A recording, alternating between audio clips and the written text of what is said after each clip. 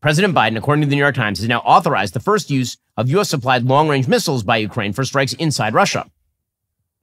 Those weapons are likely to be initially employed against Russian and North Korean troops in defense of Ukrainian forces in the Kursk region of western Russia, according to officials. Mr. Biden's decision is a major change in United States policy. The choice has divided his advisors. His shift comes 2 months before President-elect Trump takes office, having vowed to limit further support for Ukraine. President Vladimir Zelensky of Ukraine did not confirm the permission to strike, but suggested on Sunday more important than lifting the restrictions would be the number of missiles used to strike the Russians. He said, today, many in the media are talking about the fact that we have received permission to take appropriate actions, but blows are not inflicted with words. Such things are not announced. The rockets will speak for themselves. Again, he began to ease restrictions on the use of U.S.-supplied weapons on Russian soil, Biden did, after Russia launched a cross-border assault in May in the direction of Kharkiv. Officials said that while Ukrainians were likely to use the missiles first against Russian and North Korean troops that threatened Ukrainian forces in Kursk, Biden could authorize them to use the weapons elsewhere. Some U.S. officials say they fear Ukraine's use of the missiles across the border could prompt Vladimir Putin to retaliate with force against the United States and its coalition partners. That is unlikely in the extreme. Vladimir Putin sees Donald Trump coming down the pike. He knows both that Donald Trump does not want to surrender and also that Donald Trump does not want to prompt a full-scale war. And what that means is that all of this is likely to actually advance a deal. Again, one of the things that you are not seeing thus far is strong language coming out of President Trump or J.D. Vance condemning Joe Biden for doing any of this. Presumably because a rush of aid to Ukraine in advance of a deal is not necessarily the worst thing in the world. And by the way, the Europeans are coming to grips with this. The Europeans have known for years that this is the way this conflict was going to end, which is why, according to the Wall Street Journal, President-elect Trump's push for peace negotiations between Russia and Ukraine is finding growing acceptance in Europe as one of the biggest aerial bombardments of the war added to growing concern about Ukraine's ability to withstand mounting Russian attacks. Officials in many capitals recognize an off-ramp to the conflict appears increasingly necessary. Apparently, the increased alignment between Europe and the Trump administration over the openness for talks is a sharp turnaround from even 6 months ago.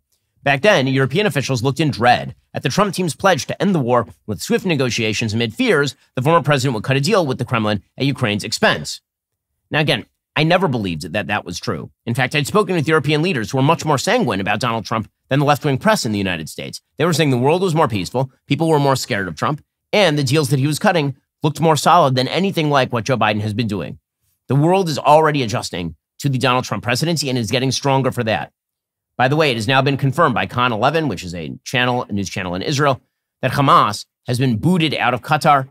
Those top officials are now in Turkey, which should lead the United States, as the leading funder of NATO, to suggest that either Turkey needs to give up those Hamas officials and broker a release of the hostages being held in Gaza, including several Americans, or Turkey should be booted summarily out of NATO. NATO benefits should not be attached to a country that openly sides with terrorist groups. Certainly not a country that has the power to invoke NATO Article 5. That's insane. Do you know where the companies that you use actually spend their money, like for charity purposes? Well, Pure Talk, my cell phone company, supports veterans. They are leading the fight against woke corporations. Pure Talk is veteran-led. They actually put their money where their mouth is. They've alleviated $10 million in veteran debt. They donate tens of thousands of dollars every month to help prevent veteran suicide. And they just donated $50,000 to Mike Rowe Works, providing scholarships to veterans learning trades after active duty. Pure Talk gives you the exact same coverage as the big carriers, America's most dependable 5G network, for literally half the cost. So why are you still giving your money to Verizon, AT&T, and T-Mobile when there's a better option that actually supports our veterans? When you switch your cell phone service to Pure Talk on a qualifying plan, you get 1 year free of Daily Wire Plus Insider. That means unlimited access to our incredible library of content. Am I Racist? What is a Woman? Mr. Bertram, Run, Hide, Fight, plus uncensored ad-free daily shows, and 1 year free of our new kids platform, BenKey. The only way you can get this special offer is by heading on over to puretalk.com/Shapiro or call and mention my name. So stop overpaying for your cell phone plan. Go to puretalk.com/Shapiro today. Switch to a qualifying plan. Get 1 year free of Daily Wire Plus Insider. Meanwhile, President Trump's picks continue to raise hackles on the left, particularly. There's a lot of chaos regarding these picks. And so much of this is personal. Now, a lot of this is political, obviously, but a lot of it is personal as well. Apparently, President Trump has been shifting his take on who he's going to pick as Treasury Secretary. He'd been expected to pick either Howard Lutnick, chief executive of Cantor Fitzgerald, or Scott Bessent, founder of the investment firm Key Square Capital Management and former money management for George Soros. But apparently, he's been having second thoughts about the top two candidates. He's now slowed the selection process.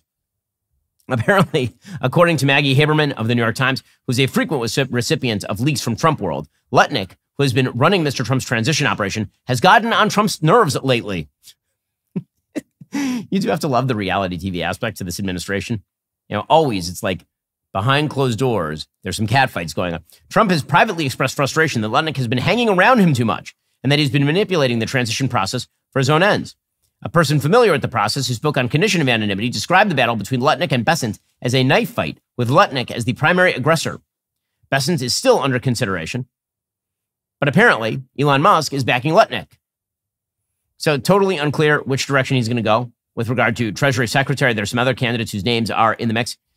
Suffice it to say that the chaos in Trump world is not over.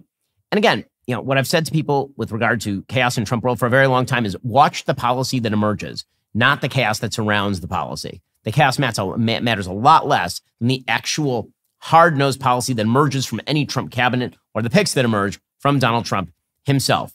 And what is the one common denominator among these picks? Well, Speaker Mike Johnson, who again looked like me at a UFC fight with a bunch of football players. I have sympathy for Speaker Johnson. Here he was explaining to Jake Tapper that while a lot of people may not like these picks, the point of these picks is to shake up the status quo, which obviously is true. With some of these nominees, Gates, Hegseth, RFK Jr., I wonder, does it matter anymore for Republicans to think of leaders as people who are moral in their personal lives? Is that still important to the Republican Party? Sure. It's an important issue for anyone in leadership. This is what I'll say about the nominees that the president has put forward, is that they are persons who will shake up the status quo. And I think what the American people have believe and what they've delivered with the mandate in this election is a demand that we shake up the status quo. It's not working for the American people. So use the term in the opening about how these are disruptors. They are. I think that's by design. Any president has the right to name their own cabinet, to nominate persons that they think will fulfill their agenda.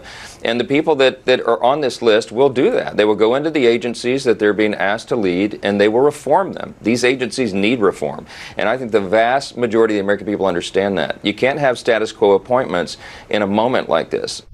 Okay, now, again, he's not wrong about this. And we can argue over the various merits and demerits of these candidates. And I think that each one should be given a full Senate appointment process. I think it is very important, actually, that the American people be introduced to these candidates, know everything about these candidates. After all, these are going to be cabinet secretaries. And with a Republican majority in the Senate, certainly they're owed a fair hearing, and they will get a fair hearing in the Senate of the United States. With that said, the thing that is very obvious about all of these picks is that they are meant to shake up the status quo, and that is what is really driving the left nuts. They can say that it's all about, you know, Matt Gaetz's various accusations or Pete Hegseth's tattoos. We'll get to all that in a second. But that's not really what it's about, because we know for a fact that if these people were on the left, all of that would be ignored willy-nilly. It wouldn't matter to them one iota. The one thing that is perfectly obvious, however, is that the big objection is Donald Trump moving fast, not on nominees per se, but moving fast on the policies to be pursued by the nominees. That is the actual goal here, is to obstruct all of that. Are you tired of the lies and the twists of the mainstream media talking points? Yeah, me too. Join me in my newest series, Fact, where I dismantle and bring truth to this tiring mainstream agenda.